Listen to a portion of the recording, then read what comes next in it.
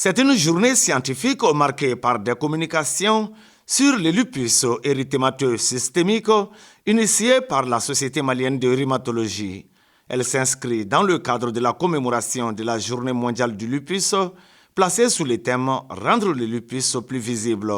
Une maladie complexe dont la prise en charge implique plusieurs spécialités.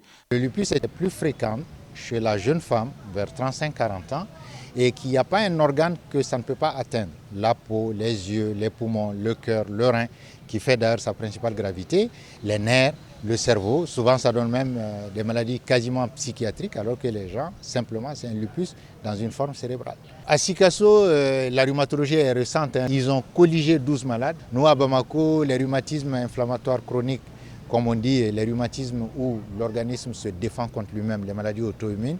Si vous prenez 10 malades que nous avons, les 3 à 4 c'est des lupus et c'est la femme jeune, la femme en âge de procréer.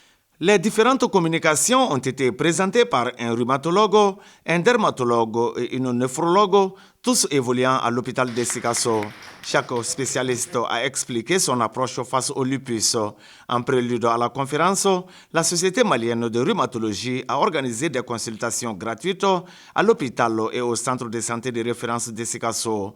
Près de 100 patients ont bénéficié de ces consultations.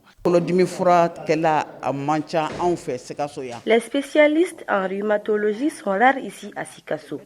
Ces consultations gratuites sont donc d'une grande importance. Nous remercions les initiateurs.